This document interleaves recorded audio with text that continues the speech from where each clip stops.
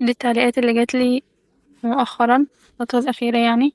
الصراحة تعليقات جميلة جدا، في تعليقات كمان تانية كتيرة زيها. شكرا جدا يا جماعة على التعليقات التحفة دي، بتبسطني جدا الصراحة. أنا بتكلم عشان انت قلتولي اتكلمي في الفيديوهات. أنا هحاول أشرح على قد ما أقدر. أول حاجة هنحتاج ورق مقاس 20 في 20، ممكن ورق أبيض عادي 80 جرام زي اللي أنا ماسكاه ده، أو ملون 80 جرام برضه زي اللي معروض في الفيديو، أو نستخدم ورق من الكراسة عادي مسطر. لو كان ضعيف جدا ممكن نلزق ورقتين في بعض.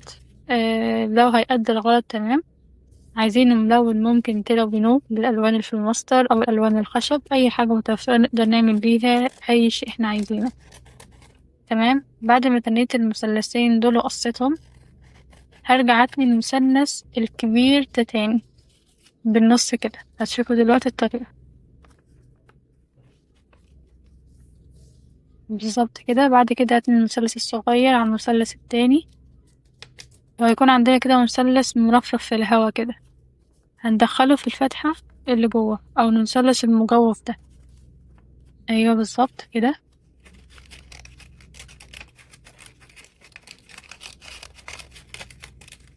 نعمله لايك بقى.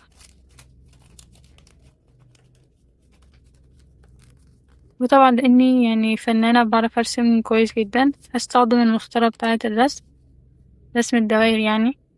هرسم ملايون بالقلم الأسمر، وأعمل جواه دايرتين بيض كده. طبعا يعني معروف ان انا رسمي تحفة يعني. وهنعمل البق برضه ان شاء الله يطلع معانا كويس، ربنا يستر. والخدود الحمراء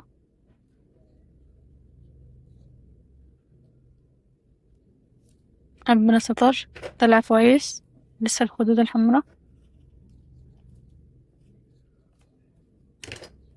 والرموش بتاعتنا كمان ماشي حالها بقى الرموش يعني، ما اقولكوش انا فنانة يعني. وبس كده الفاصل بقى جاهز. حلو جدا يا جماعة والله، بسيط سهل الكل هيقدر يعمل. أتمنى يعني تبعتولي الحاجات اللي انتوا بتعملوها، أنا أحب جدا أشوفها، هتبسط جدا وأكيد هنزل فيديوهات أكتر وأكتر كمان. متنسوش اللايك بقى. يلا سلام.